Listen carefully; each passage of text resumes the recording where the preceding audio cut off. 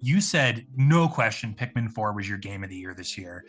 And now that I'm thinking about it, I said like my number one thing was Phantom Liberty. That is technically DLC. RE4 is in the mix.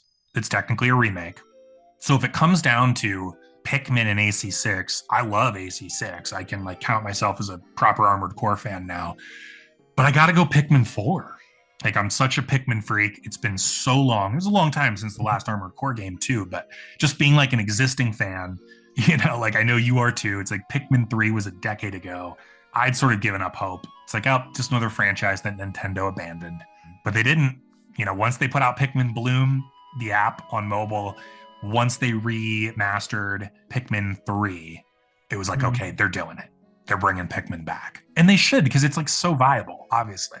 Well, maybe we should talk about that a little bit, because we're going to get into like Pikmin's kind of like a real-time strategy game. But I think there's a lot of people who don't know even what Pikmin is. Pikmin's never had the widespread appeal of, Zelda or Mario or something like that. So I think a lot of people don't really know like where to start with Pikmin, what the deal is with Pikmin. What's been your experience with Pikmin? Were you playing Pikmin on like GameCube back in the day, or kind of like what's your Pikmin journey been? Yeah, so I totally was playing Pikmin way back when as a wee lad on the old GameCube. I remember it was one of the games on the GameCube that has stuck with me to today. Like I've played, 60, 70, 80 GameCube games in my lifetime for sure. We had a huge collection growing up as a kid, but Pikmin has always stuck with me. Well, it was kind of a showpiece, right? Kind of like Luigi's Mansion, like some of those early GameCube games, they were really meant to be like, I don't want to call them tech demos, but they had like sort of an element of that. Like, do you remember the first time you saw water in the original Pikmin game? Right? It was like, oh my God, this is the most realistic water I've ever seen. And looking back now, I feel like the water in Pikmin 1 is still pretty nice. It still looks pretty good. Come on. Yeah. It still looks pretty good. So yeah, totally. There were definitely games where they were trying to push their hardware to the limit a little bit. Well, it was a Miyamoto creation, right? Like Miyamoto in the 80s and 90s, like he created Donkey Kong and Yoshi and Mario and like all these iconic IPs. And I kind of feel like even to date, like the last thing he kind of created was Pikmin. People always think of him as the Mario creator, but it was his concept. It's crazy that it has been around that long. Like it's been around over 20 years now. It's just there's not that many games, but it's a 20-year-old thing now. Yeah, that's so wild to think about. Like, I'm 28. It's been around for 20 years. It's just so crazy to think that it's been there kind of with me through the different phases of my life. Obviously Pikmin 1 and 2 way back when, and now Pikmin 4 kind of entering this new era of my life as well. It's just kind of always been there with me. It's kind of weird. Do you feel like they're definitely real-time strategy games, right? Pikmin 4 won best strategy game last night at the Game Awards. So I think calling them an RTS is definitely safe. They're kind of like RTS puzzle games, I guess. I like, how would you describe them? Yeah, because I think looking at the kind of setting and general plot of Pikmin, it feels like, oh, this is going to be like this space adventure game, right? Where you're this Captain Olimar guy, crashes his ship. You got this awesome cinematic right up front in Pikmin 1. Crash your ship. This is going to be an adventure game of me trying to like navigate and like find my way through this world to eventually get back home. Right out the gates, you're kind of in this mindset of like, oh, this is an adventure. But then on top of that, there's this layer of it's 100% a real-time strategy because you only have the 30 days to find the 30 parts. So you need to be active and you have a goal. And there are all these puzzles that you need to solve in order to recover these parts. And it's like the perfect blend of this like there aren't a ton of puzzle games or real-time strategy games that are so like flavorful and narratively driven in the way that Pikmin is. You just are immediately immersed in the story and that you're like, I'm going on this adventure as Captain Olimar while playing this like crazy strategy game. It's so fascinating and just like conceptually unique. Like there isn't another Pikmin out there. There just is not. No, like when we talk about games being unique and bespoke and inspired, like Pikmin is truly one of a kind. And I think that's why it's kind of like one of those great little secrets. And if you're in on it, you're in on it. I do think Pikmin is one of gaming's greatest kept secrets. because there's just nothing else like it. You're not going to get that fix from any other game. Only Pikmin does it. Not even other RTSs can replicate like what Pikmin gives you. Like that minute-to-minute Pikmin gameplay. You think of all the things that Nintendo's come up with over the years. That Pikmin gameplay formula, I think, is as good as anything. Like, is it as influential as, Mario moving left to right on the brick platforms? No, but it's like maybe Nintendo's greatest creation, in my opinion, like in terms of the gameplay, because you can really go deep and geek out with it, or you can pick it up and play it kind of casually. And like you said, the first game there's a beautiful simplicity to it. Yeah, you're like this little guy. You're not a human. He's Hawkatatian, but he's like an alien. Or he's like a little alien guy. He's on some kind of adventure, and his ship crash lands. And with the Pikmin Bloom app and with Pikmin 4, they've been a little less subtle about this. But you're clearly on either Earth or an Earth-like planet. Yep. And everything, the scale is off. So everything is huge compared to Olimar. Leaves and water and, like a pine cone or anything. Like everything is huge. And then you like discover these little creatures, these Pikmin. And I think the coolest thing, and Pikmin 4, they drive this idea home too. At first, you kind of feel bad for the Pikmin because it's like you're using them to build things and to kill things and to gather resources. But you kind of start realizing the Pikmin are actually using you to like assert their dominance in this ecosystem. They're using you to help kill off everything else and to kind of dominate. So it's really interesting. My thing with Pikmin has always been, is there any game that's is simultaneously like cute and heartwarming and as horrifying as Pikmin? No, not even close. Do you remember the first time a Balblax, like Empress Balblax, rolled over and wiped out like 60 of your Pikmin? It's honestly horrifying. And it's like you're scrambling. It's like day 14, you're already like 2 parts behind. You're already stressing, and then boom, your entire Pikmin army is just wiped out. And you're like, well, there's day 14 gone. Looks like we're picking this back up tomorrow. And like you said, I love the 30 parts in 30 days. That's the premise of the first game. Yep, and game it's one. kind of a short game. It all depends on how efficiently you can work through those 30 days. And that's what's kind of fun about it too. You could take the whole 30 days kind of figuring out, how the game works and building a little army and exploring, or you can kind of treat it like a challenge run or a speed run and see how few days it takes you to collect all the ship parts to put Olimar's ship back together and escape the planet and go home. So I love that aspect of the first game. It's really deceptively simple. Right. And then moving into Pikmin 2 and then eventually into Pikmin 3, that kind of, I think the time pressure, it's lessened a little bit. Like I feel like Pikmin 1 is the most intense, or at least for me, and maybe that's, a bit of nostalgia of having played it as a kid. I played it recently since, but it just feels the most pressing and time sensitive, right? Whereas like Pikmin 2, Pikmin 3, that time element is still there, but it's more lenient, it's more forgiving. Like it feels like you have a little bit more time to work with than Pikmin 1. Because there's really no day limit, right? In Pikmin 2, exactly, you don't have that 30-day cutoff, but they expanded the game and they added the cave system. So it's like, it's not that pressure cooker that 1 is, which is really special in its own way, but it's sort of the inverse. Like there's so much more content and you have an infinite amount of time and an additional captain. So you can split up and be in like 2 different places and, do different things. So yeah, it's like more content, but it's just sort of a different kind of game in a way. And new Pikmin as well. And I love that about, again, and we'll touch on this with Pikmin 4. We're kind of slowly getting to Pikmin 4, but the innovation in each game, obviously the Pikmin are the big, like, determining factor of your success playing as Olimar or whatever astronaut you're playing as. Louis, during their journey through this world is the Pikmin. Like that's the tool. They're your army that you control, and their abilities determine how you're able to set out and accomplish your goals. And so in moving into Pikmin 2, you get the white Pikmin, you get the purple Pikmin. Eventually into 3, you get the rock Pikmin. It's really cool, and like it's such an obvious enhancement. It's new Pikmin game, we have to add new Pikmin, of course. Yeah. But the way they do it is so nuanced and matters to the environments. Like they aren't just throwing in new Pikmin with, this is the big beefy buff Pikmin just because. It's like, no, well, you need them to be able to break down certain walls and to be able to carry certain things. It's all very like well thought out and nuanced And I they're feel like adorable. any great game, there's a tool for every job. There's use cases for every Pikmin. Yeah, like the white Pikmin, you're going to encounter poisonous stuff. You're going to need Pikmin with poison resistance. You're going to need Pikmin who can swim. You're going to need Pikmin who are immune to fire or electricity.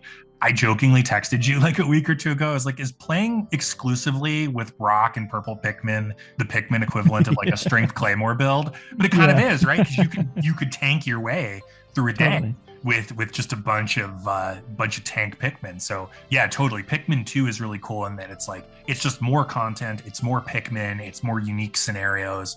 Pikmin 3 is kind of an interesting balance because it's all about the juice. It's like as long as you're collecting treasure and turning, like fruit and turning that into juice, you and your squad can keep going.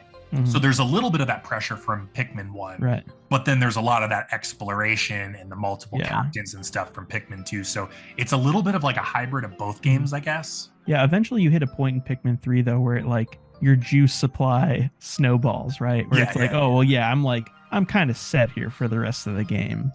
But yeah, it is interesting how they kind of carry that through the like, oh well, you need to have this supply or you only have this many days. So there's like, because you're stranded on this planet, right? You're trying to like make your way home. It adds this very flavorful layer of immediacy to all of your actions, right? You're like, I need to get this stuff done. I can't sit back, hang out for a day and just farm a bunch of Pikmin because I need to go get fruit to make juice, or I need to go get a part because every day is precious. It's a mechanical feature that's also so flavorful to your scenario. Right. Well, and the games are so tantalizing because you'll see maybe like an electric gate. And it's like, well, what's behind the electric gate? And it's like, oh, I don't have yellow Pikmin. I need yellow Pikmin to break through the yellow gate to find out what's behind the gate because it's probably treasure. And then you go to find yellow Pikmin and you find an onion, which the Pikmin come out of. So maybe you find a yellow onion, but it's being guarded by a boss. And it's like, ooh, and the boss obviously has a weak point, but you're not going to know what that weak point is. So you have to experiment and like learn the boss and learn its weak points. And before you know it, like 5 days have gone by and you still haven't broken down that electric fence, So it's in the worlds, they kind of remind me of, it's like still life art a little bit because you just find yourself admiring like a leaf or a tree or a little pond of water. The games are very earthy and there's like a lot of natural elements and textures and like they're just very beautiful, calming games. Like we were saying, going back to Pikmin 1, which was almost like a GameCube tech demo, they've always been like really easy on the eyes, like really visually pleasing games, to the point where I think Pikmin 4 is arguably the best looking game on Switch. So there's like all these elements where you can get like really competitive with the gameplay and try to be really, really efficient, which Pikmin 4 leans into that with this Dandori concept. Like how efficiently and quickly and safely can you move through an environment or take down a boss or collect treasures?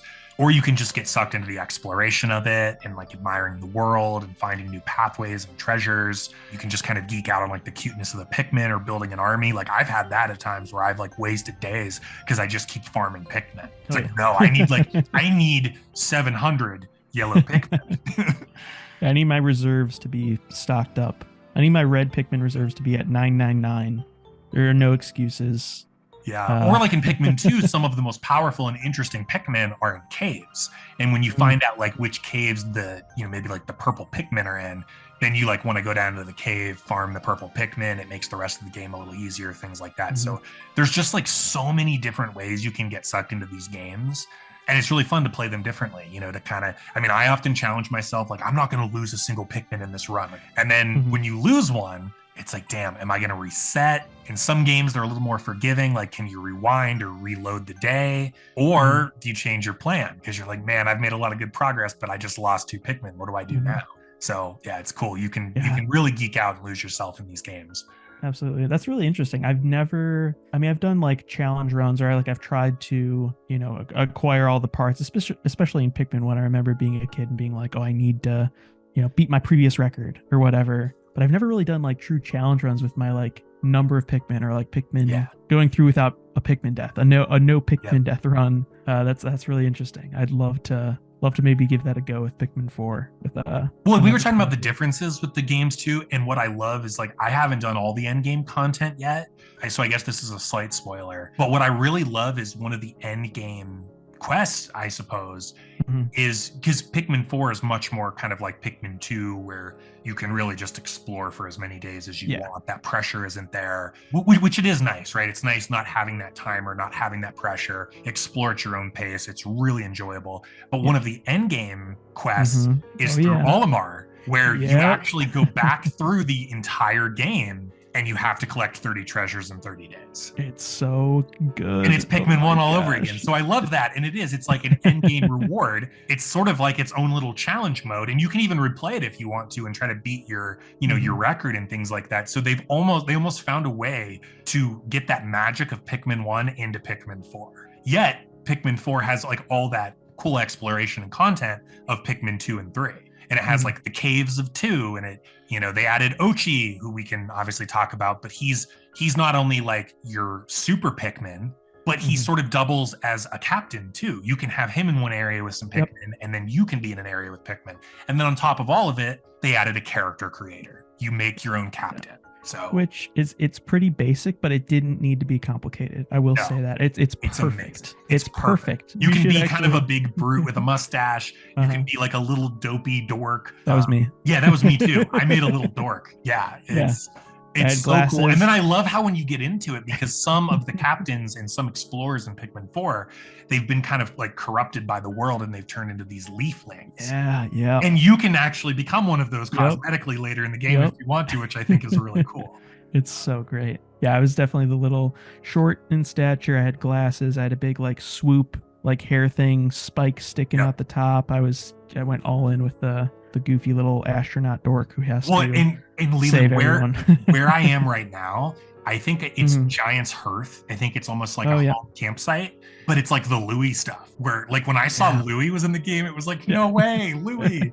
I think Olimar even has a line about him when he sees Louis. He's like, yeah, that guy's not going to be very helpful.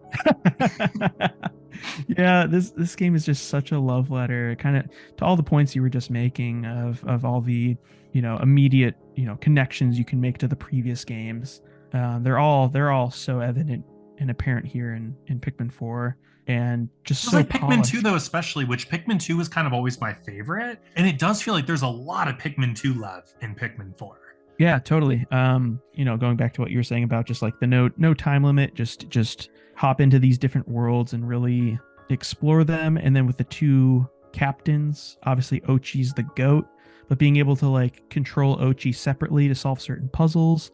Some of my favorite moments playing through Pikmin 4 were, down in the cave systems. And there are a lot of really unique ones, really cool ones. There's some repetition there. Like there are a few that feel very samey. But there are a couple that like really stand out, and a lot of them like require you to like hop off Oatchi because they're either bars that are like keeping him from coming through, or he has to go hop on a little button to like change the direction of a conveyor belt or something. But it's cool that you need to utilize both captains, kind of like going back to Pikmin 2. So yeah, lots of those kind of connections and callbacks that really allow this game to lean into what Pikmin fundamentally was and still is. And some of those caves go 5 layers deep. So you have like sort of your surface overworld.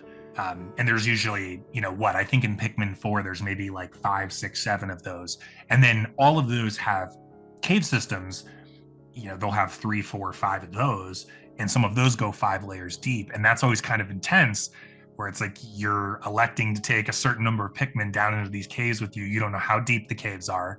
There's treasure down there. There's also probably bosses, and there's like environmental hazards. And the one cave that's coming to my mind is the cave with all the conveyor belts and the fans. Yep. In Pikmin 4, that was, I can't think of the name of it, but I feel like that was maybe the standout cave of my playthrough because it was such a puzzle. Yeah, for me, it was all of the caves in the beach world. I forget what it was called, what the name of the world is, but the one where you're just on a beach. Serene Shores.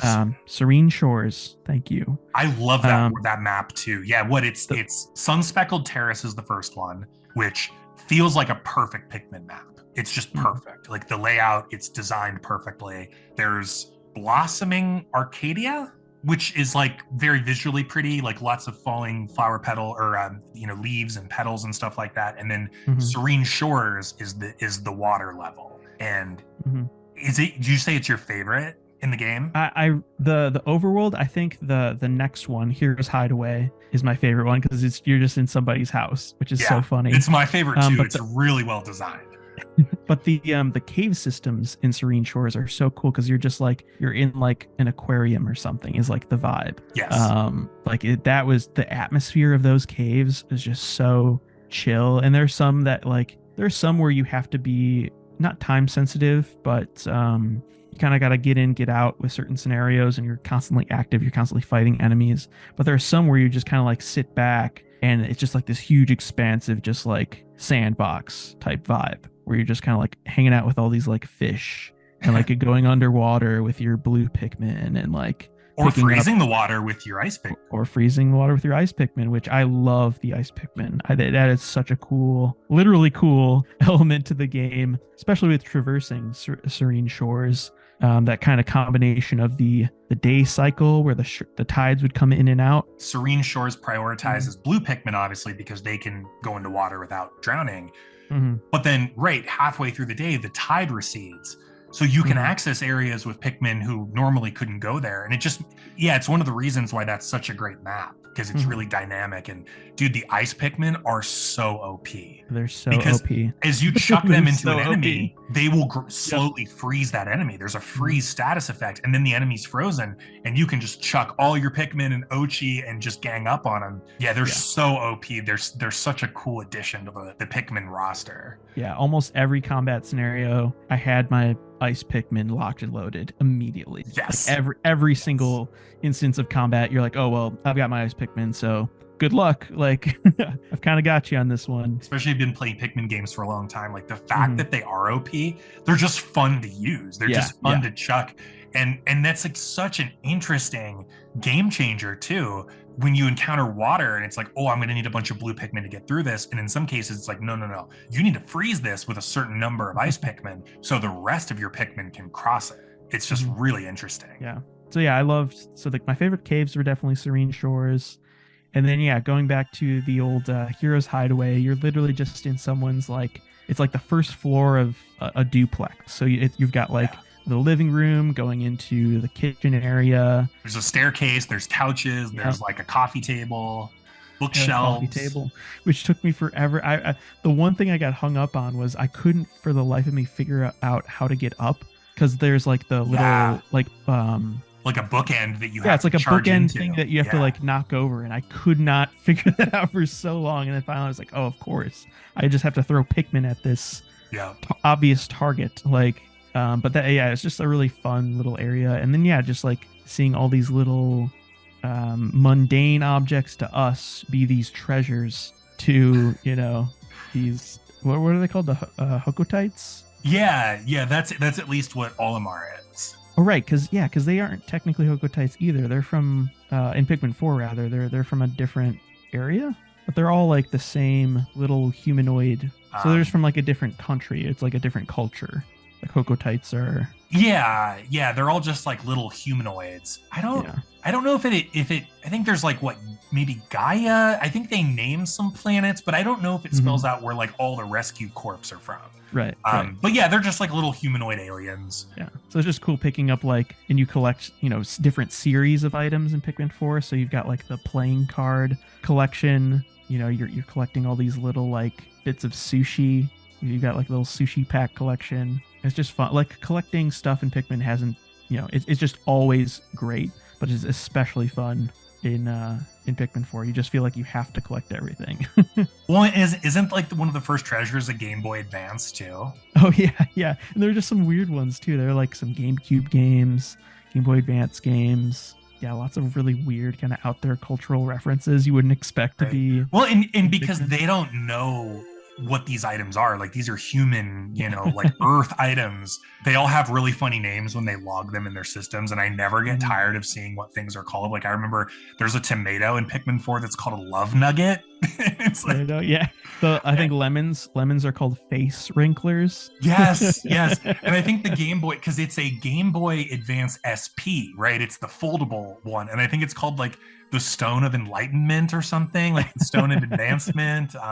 It's so good. Yeah, they're so good. It's like, what's the oh, there's like a donut or a treat or something, and it's called like Irresistible Temptation or something. Or oh no, it's a croissant, and it's called the Flaky Temptation. That's so good. Yeah. There's also the Rubber Ducky series, which I remember because a lot of them are on like in the underworld, the shore area. Oh, Serene Shores. Serene Shores. There's all the rubber duckies, and they're all called like rubber cuties. Rubber cuties. Like to them, they're just like, oh, these are such cute little things. Yeah, there's like a macaron I remember that's called like the SS Peppermint. Like they just don't know what these things are, and they give them crazy names. So yeah, and again, it has like that kind of still life art quality where you can go in and you find yourself examining like an eclair in HD up close, and it's just it's really funny. Like the games just have their quirks, and yeah, they can be like really stressful, but they can also be really, really chill. It's an interesting balance. But yeah, I think I'm with you. Like Serene Shores and the Hideaway. Yeah, Heroes Hideaway. Those are probably my two favorite because I just got to the hearth level, like the campsite level. Mm-hmm. So I haven't seen everything yet, but yeah, those are probably my like two favorite levels as well. Yeah, full disclosure, I haven't done everything in Giant's Hearth either. I think I've 100% everything except Blossoming Arcadia, which I think I'm close to 100%ing. Up until Giant's Hearth. So I still need to tap in. I need to tap in there for sure. But yeah, every area. These are great games for completionists, right? People who like trophies and 100%ing games. Because the games are really designed to tempt you to do those things. Like you want to keep going back and you want to find everything. And it feels like in Pikmin 4, there's more stuff to collect than ever. Oh, totally. Like I've never been so compelled to collect everything in a Pikmin game. Like I've you want to fill up the Piclopedia. You want every entry. Yeah. I've never felt like I've done it in all three prior to this, but I've never felt immediately compelled like, oh, I need to go in 100% every single area. So it's the collectathon vibes are real. Like you want to go find these treasures. Well, and something I've loved about all the Pikmin games, going back to like Pikmin 1 and like the bubbly UX and all of that and all the nice little sound effects on the menus, but these games have always had great UX design. And it's especially on display in Pikmin 4. Like the menus and the archives and the encyclopedia entries, they're incredible. There's so much detail. You can always go back and like read, one of Olimar's logs, and you can like learn about the world and the lore and characters' backstories. And you can go into the Piclopedia and like observe certain enemy types, like a Bulborb in its natural environment. And you can like learn about them. You learn like how much they weigh, what kind of family of insect or creature they come from. And in a lot of cases, you can even interact with them. You can like throw them a snack and see how they behave. And you can kind of like study enemy types and stuff. I just love how much like Nintendo, the team at Nintendo EPD who makes Pikmin games, you can tell geek out with these games, and then you as the player just get to gorge on it if it's your thing. Mm-hmm. Yeah, I mean, to your point, like the UX it's insanely good. It's snappy, pretty to look at. It's got all the bells and whistles that make you want to go in and look through all the menus. Sometimes UI can feel barren in games. In Pikmin 4, you actually want to go and like look through the archives and dig through the library of all the treasures you're collecting and talk to, because at the home base, you've got all these different Pikmin, or I'm sorry, not Pikmin, but astronauts that have all these different quests for you that you get rewards for periodically as you meet the different checkpoints, which also kind of then in turn pushes you to also get back out there and start collecting more stuff. So it's all just so like organic to the process, or just like to the gameplay experience, that like you're just driven to just keep going and go at your own pace. Like for me, I played through the game while I was on my honeymoon in Scotland, which not a time to be playing video games for sure. But in the downtime, like when we're on a train or on the airplanes, it was awesome to just be able to pick it up and put it down whenever, because you can very easily hop into a 20-minute session and feel just as fulfilled as 6-hour session on your international flight, so you've got these like periods of time. If you've got periods of time in your day to just pick up your Switch, you can just hop into Pikmin, and within 15 minutes you've accomplished something and feel really good, and you can set it down and you don't feel like you're not at a good stopping point, or like, oh, I can't really start at this point. Pick it up, get going, put it down, pick it up, rinse and repeat, and you're good no matter what the circumstances are. It's like the perfect pocket experience, portable gaming experience, in my opinion, for sure. Oh, absolutely. And I feel like why Pikmin 4 is probably the ultimate Pikmin game is like we were talking about. There's Pikmin 1 is essentially rolled into Pikmin 4, which is really crazy. It's got the caves of 2, and then like Oatchi.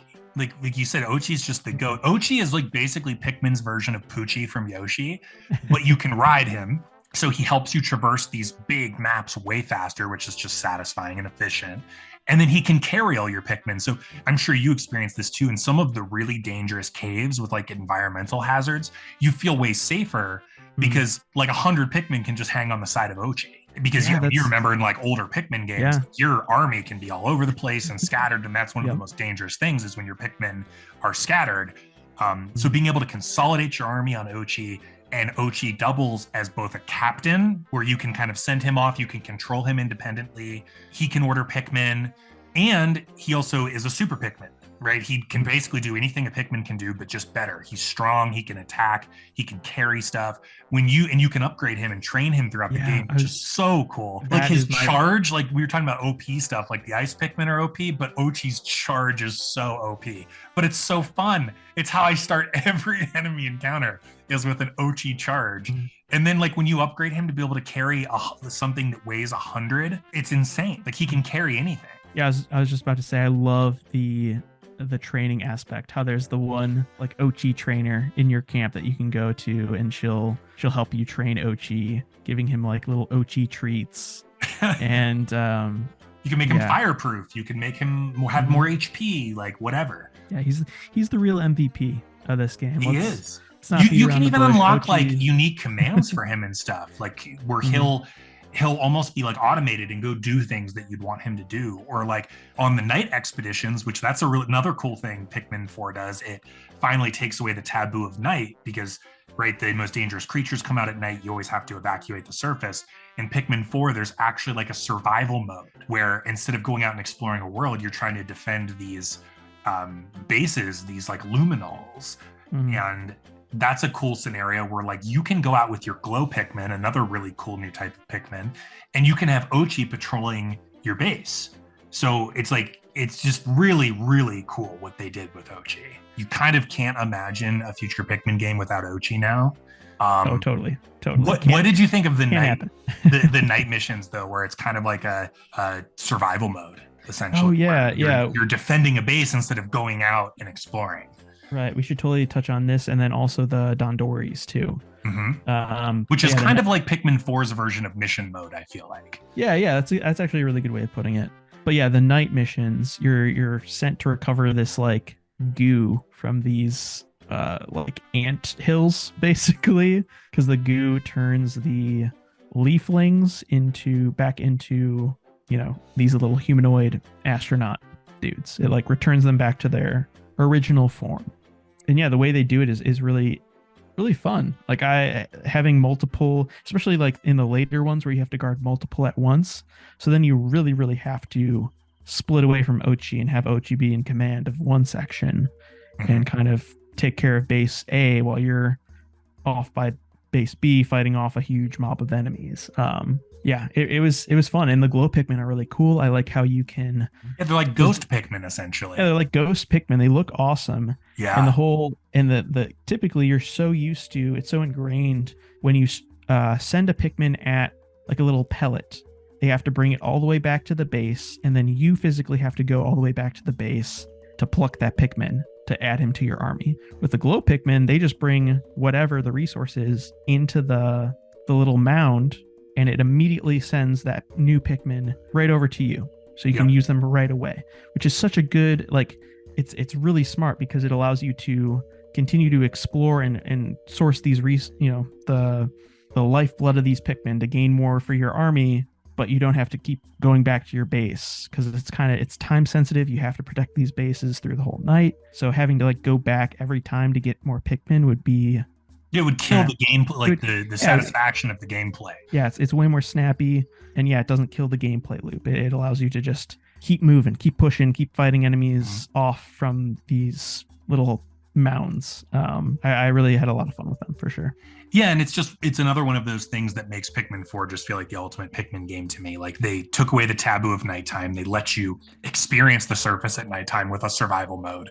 There's that whole end game quest with Olimar where you essentially get to experience like that Pikmin 1 pressure kind of situation with 30 parts in 30 days. You have all the exploration and Oatchi and, you know, all the Pikmin types ever in the main story. And then, right, you have Dandori mode, which you experience in story mode, or you can play separately, kind of like mission mode in Pikmin 3, which that's one of my favorite things to do on Switch. Like you were talking about how good Pikmin is for a handheld console. I've just gorged on mission mode at times in Pikmin 3, like just fire it up and it's like, do you want to collect treasure? Do you want to take out enemies? You pick like the mode you want, and then you just try to get your high scores or beat your high scores and get medals, and it becomes so addictive.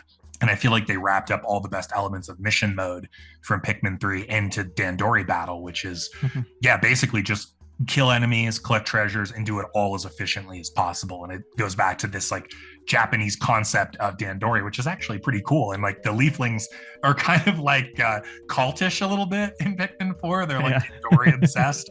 But it's really cool. And you have these challenges, and some are kind of easy. And then some of the later ones are really tough. Like that final battle against Olimar in the story mode, where I think you only start with like rock Pikmin. It is pretty tricky. That's definitely the highlight of the whole game for me, is that final confrontation with Olimar in the Dandori, because yeah, this is by far my favorite new addition scene in Pikmin 4 is this new kind of, like you were saying, challenge mode where you basically go toe to toe with another, you know, an NPC who's has a Pikmin army that are battling against your Pikmin army over resources. And I think Pikmin 2 had like a mini game that was kind of similar to this, but not quite executed in the way that Dandori is. Yeah, it's just super fun. I could totally see myself just picking up Dandori down the line, you know, just months and months from now when I've already 100% you know Pikmin 4, I'll just be thinking about Dandori and I'll just throw it on my second monitor while I'm hanging out at my desk or something, you know. Yeah, there's so much content in Pikmin 4, and it's cool because you can really go as deep as you want. It doesn't take too long. I think it took me maybe like, what do you think, like 20, 30 hours probably to hit the credits, but then the end game is almost as much content as the pre-credits content, right? Yeah, I'd be curious to see exactly how many hours I have. I want to say I'm probably closer to like the 50 at this point, like 40 to 50. And yeah, like I said, I still haven't fully done the kind of campsite area. Yeah, because it feels like you could probably do like 20 to 30 on the initial missions to get to the credits, and then there's probably like another 20 to 30 at least. I feel like you could easily put 60 hours into Pikmin 4 and like maybe 100% it, maybe even not at that point. So there's just a ton of content, and I think like we've kind of been circling around this point, but there's just so much replay value in every Pikmin game. Like I got like Pikmin fever right now. So when I hit credits in Pikmin 4, I was so eager to get into the end game stuff because there's so much of it. But then I just couldn't help myself. I started an ultra spicy playthrough of Pikmin 3 because it's like, why the hell not? Yeah. You know?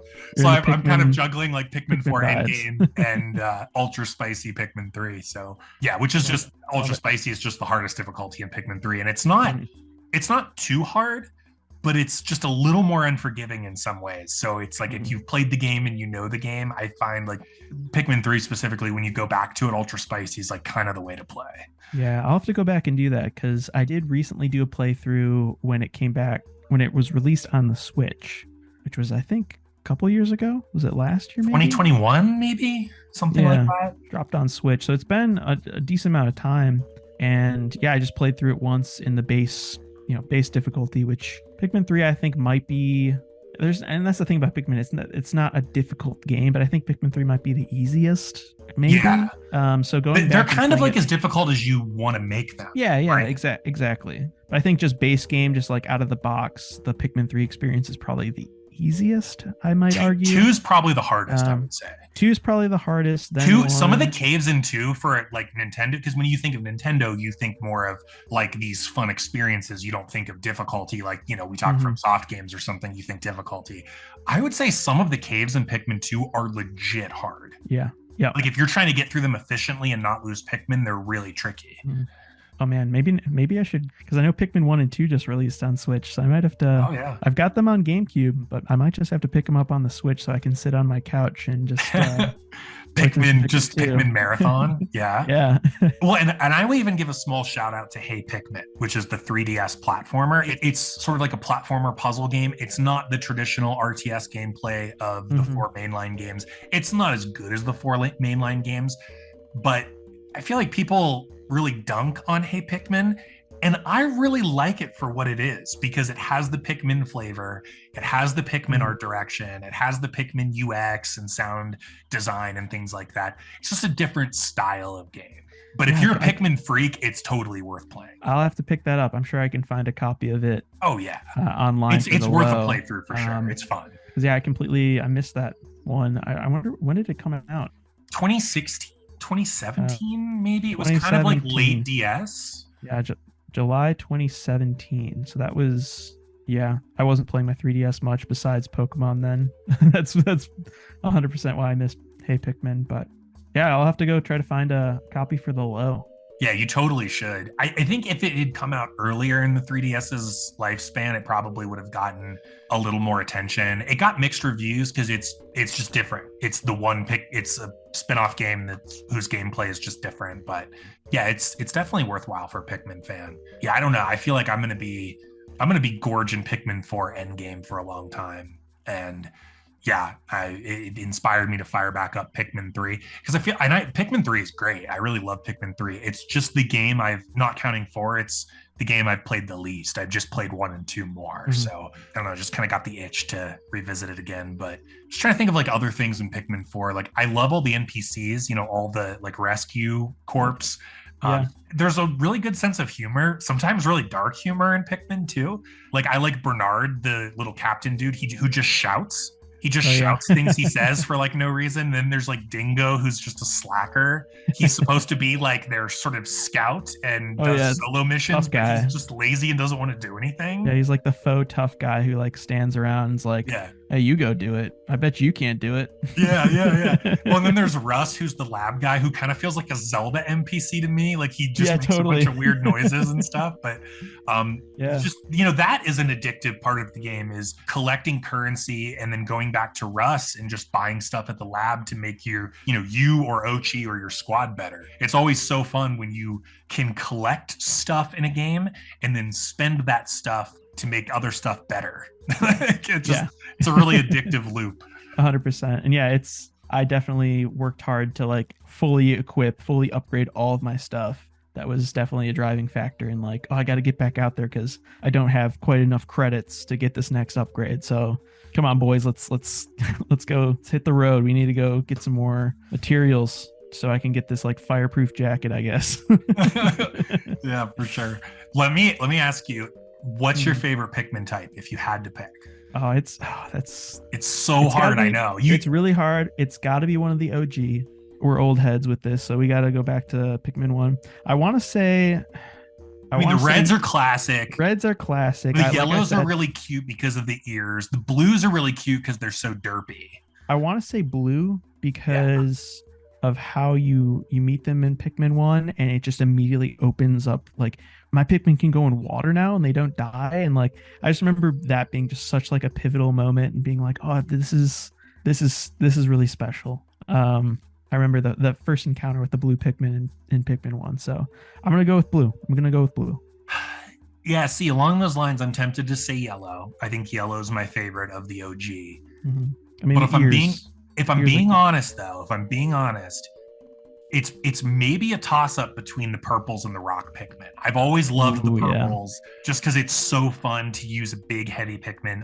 Purple Pikmin can carry a lot of extra weight, and they sort of have an AoE sort of bonus attack. Like when you throw a purple Pikmin, they sort of do like a splash stun attack that other Pikmin don't because they're so heavy. So that can be really useful. I love the rock Pikmin though, because they're so awkward and derpy, and they can like break glass and certain surfaces and things like that. But like, I feel like the ice Pikmin, they're kind of getting into the mix too, because they're just so awesome. Yeah, they're in the mix. So I might go like purple or rock, but Ice Pikmin are definitely an honorable mention. I mean, they're all really cool. Yeah, that's probably another reason why I like Serene Shores so much, because it's very blue Pikmin heavy, but also it's a lot of water, which also means you can freeze that water. So the ice Yeah. Pikmin are extremely useful in Serene Shores too. So those are kind of my two favorites. It's So it makes perfect for sense like a why, split yeah, squad of water and ice Pikmin, like so going out half and half. that's probably why I like Serene Shores quite a bit. What about like an enemy type or a boss? Like, is there anything like really memorable that comes to mind? Like, yeah, that's definitely my favorite. Man, so from like Pikmin 1, I mean, you got the Bulborbs big are so classic. Like, I Bulborbs are love classic. Bulborbs. The first, like straight up from like the first area in Pikmin 1, fighting the Bulborbs, it's classic. It's the first boss, quote unquote boss you encounter, and oh, they're just so good. They're just so good. I also want to say the Snagrets, like the big heron Yep. things, those are classic too. I think there are only a couple in Pikmin 4. I don't remember fighting a lot of the Snagrets, the Egrets in Pikmin 4. I think there were just a couple maybe. Yeah, the first time you encounter a Snagret, it's traumatizing. It It's really so intimidating because they're like is. a burrowing bird. So they come out of the earth and surprise you, and they will just munch your Pikmin so fast. And like, you're just out, you're enjoying the beautiful scenery. You got your squad, you're just kind of waddling along. Next thing you know, the Snagret's got like 10 of your Pikmin in its mouth. And they're like crying out. And that's what I'm saying. Like, Pikmin can turn into a horror game so fast.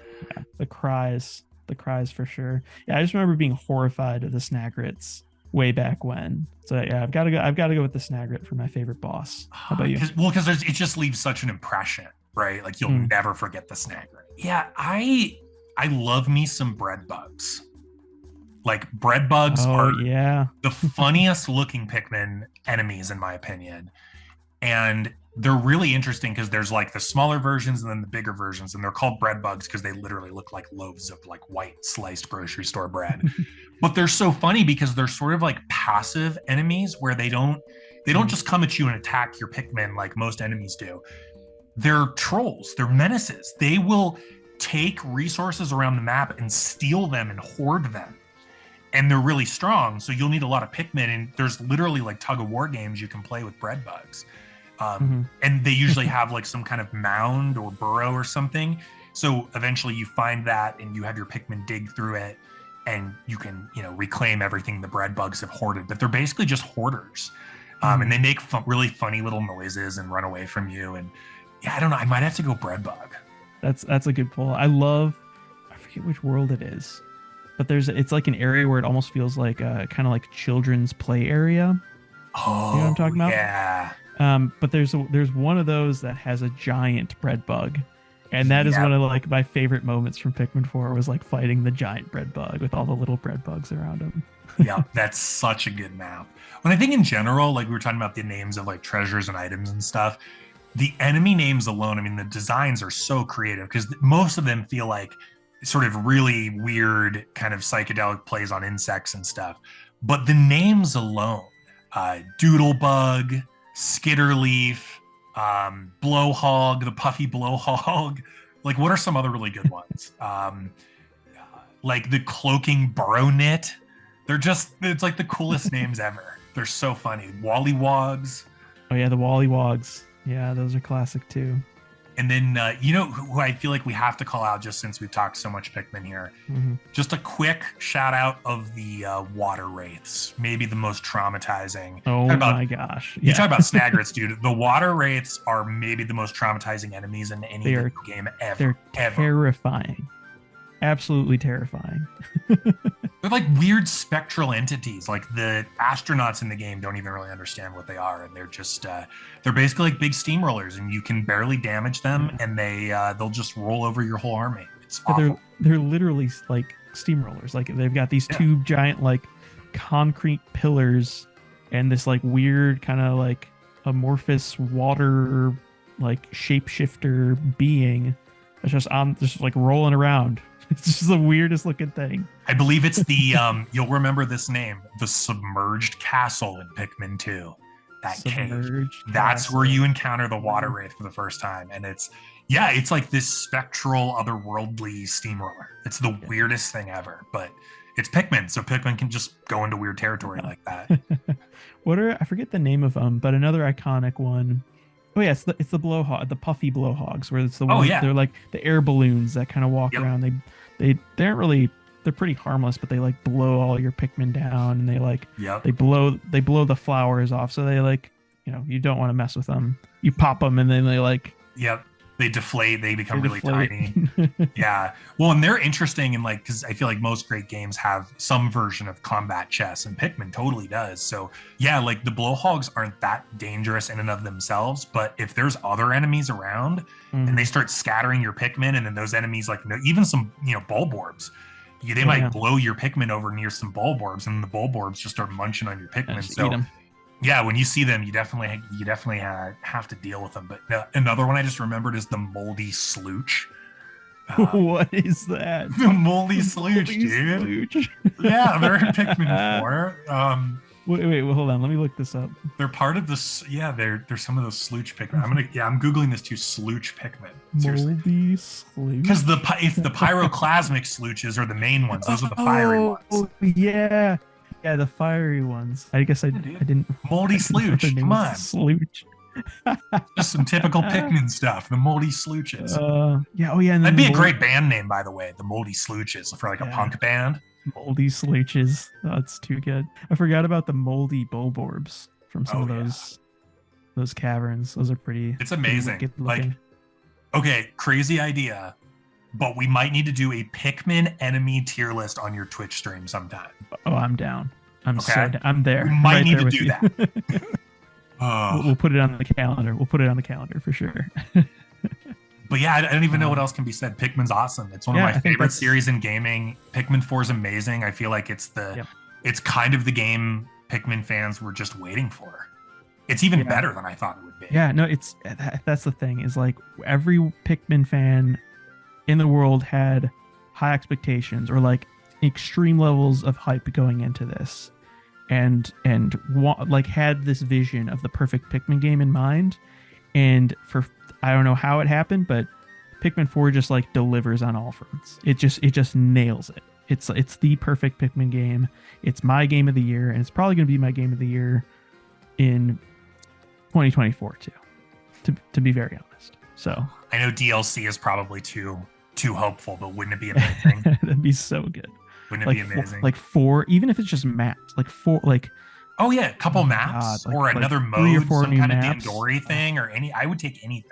Mm-hmm. That's the next thing Pikmin fans are going to be hoping for the next decade.